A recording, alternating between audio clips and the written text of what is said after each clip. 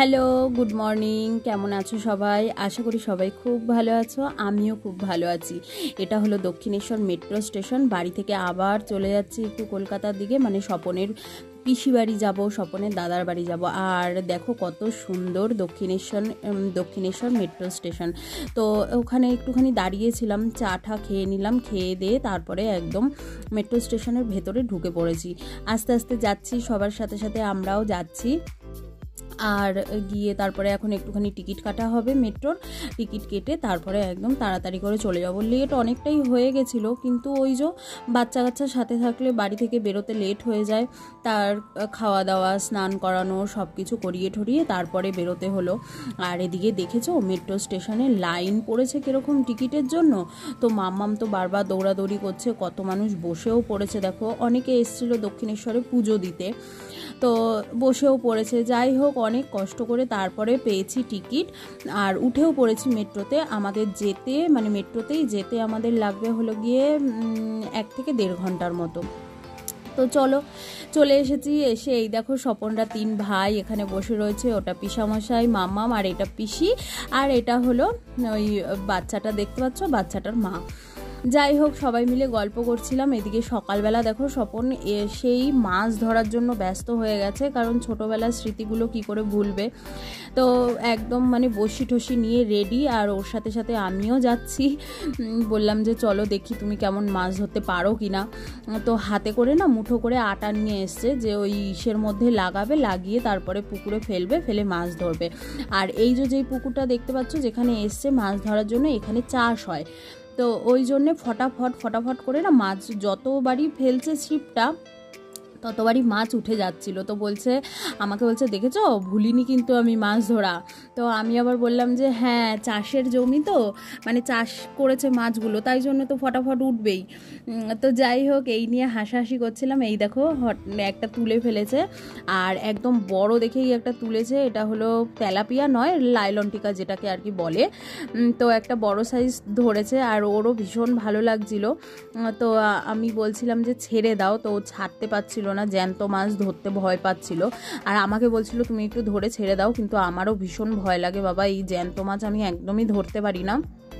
তারপরে একটা কচু পাতা ছিঁড়ে নিয়ে এসে মাছটাকে ওই কচু পাতা দিয়ে চেপে ধরে তারপরে গিয়ে মাছটাকে ছেড়েছে। তো আবারও ফের ছিপ ফেলেছে। এই দেখো কচু পাতা নিয়ে মাছটাকে চেপে ধরেছে। আমাকে অনেকবার বলছিল তুমি খুলে দাও, যে আমি একদমই পারি না বাবা জ্যান্ত মাছ ধরতে, আমার ভীষণ ভয় লাগে। ওই কাটা ফাটা যদি হাতের মধ্যে ফুটে যায়, ব্যাস হয়ে গেল। তো যাই হোক, মাছের সাথে সাথে দেখো কচু পাতাটাও ফেলে দিয়েছে জলে। তো ওকে বলছি ওটাকে কেন ফেললে। তো আনন্দ পেয়েছে মাছ ধরে আবার দেখো ছিপ ফেলেছে, আবার একটা মাছ ধরেছে। যাই হোক, তো আমাকে অনেকবার বলছিল যে তুমিও একবার চেষ্টা করো, ধরতে পারো কিনা। তো আমিও ধরেছিলাম। ও যেই 2টো মাছ ধরেছে পরপর দুটোই লাইলনটিকা ধরেছে, আর আমি যেটা ধরেছিলাম সেটার ভিডিও করা হয়নি। সেটা আমি ধরেছিলাম হলো গিয়ে ওই যে চারাপোনা বলে, সেই চারাপোনা মাছ ধরেছিলাম, অনেকটাই বড় ছিল। যাই হোক, আমারও ফার্স্ট মানে এরকম আর কি মাছ ধরার এক্সপিরিয়েন্স, ভীষণই ভালো লেগেছিল। আর মনে হচ্ছিল যে আরেকটু ধরি, কিন্তু এগুলো ধরে তো বাড়িতে নিয়ে যাওয়া যাবে না, যে কেটে কুটে ভেজে ভুজে খাওয়া যাবে, কারণ এগুলো চাষের জমি, চাষ করছে আর কি, মানে যারা চাষ করছে দেখলে বকা টকা দেবে, ওই জন্য ধরার জন্য ঠিক আছে। যাই হোক, ধরে তারপরে ছেড়ে দিচ্ছিল। আর এইদিকে মাম্মাম তো ভীষণ দৌড়াদৌড়ি করছে, ভাইয়ের সাথে খালি খেলছে। আর গরমও অত্যাধিক ছিল, রোদ্দুরের মধ্যে দাঁড়িয়ে দাঁড়িয়ে ঘেমে যাচ্ছি, আর এই স্বপনের কীর্তিকলাপ দেখছি জানো তো। যাই হোক, ও তো ছোটোবেলা থেকে এইভাবেই মানুষ হয়েছে, তো এই জিনিসগুলো ভুলতে পারে না। বিশেষ করে পিসি বাড়ি এলেই ও এই সবগুলো একটুখানি করে, ওর ভালো লাগে।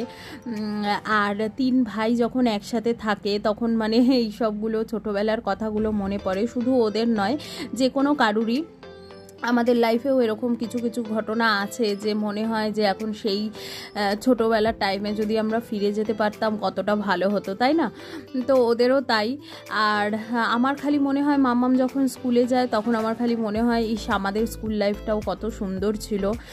স্কুল ছুটি হলে বন্ধু বান্ধবরা সব একসাথে আসতাম, কত ভালো ছিল লাইফটা। আর এখন একদম মানে একটা বন্ধ খাঁচায় বন্দি হয়ে গেছি। তো এই আর কি, সবারই লাইফে একটা একটা করে স্টোরি আছেই।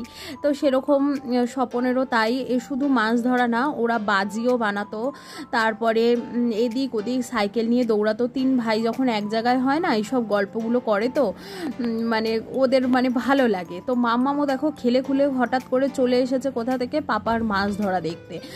তো মামামও বলছিল যে আমি একটা ধরবো, তো ওকে বলা হয়েছে তুই পারবি না, ওই জন্য ও আর ধরেনি, আবার চলে গেছে ভাইয়ের সাথে খেলতে। তারপর মামামকে আমি বললাম যে ঠিক আছে, আমি যখন ধরবো তখন ইসে করবি, তুই আসবি। তো ও তো ধরতে পারবে না, ওই জন্য ওর পাপা ধরে দিয়েছে, ও আবার ওই বড়শিটাকে একটুখানি ধরে রেখেছিল। ও তো কোনোদিনও এরকম দেখেনি, তো ওরও মানে একটু মানে এক্সাইটেড ছিল যে কীরকম হয়, মাছটা কীরকম করে ওর মধ্যে। যাই হোক, আর পিসিবাড়ির একটা জিনিসই ভালো লাগে, যেদিকে তাকাই সেদিকে শুধু সবুজ আর সবুজ। সকালবেলা ঘুম থেকে উঠে যখন তাকাই না, একদম ন্যাচারাল কালার, ন্যাচারাল সবুজ, আর কত রকমের যে শাক পাতা, আর এইসব মানে দেখলেও, দৃশ্য দেখলেও খুবই ভালো লাগে। যাই হোক, চলো আমার ভিডিও আজকের মতো এইটুকুই। সবাই সুস্থ থেকো, ভালো থেকো, টাটা।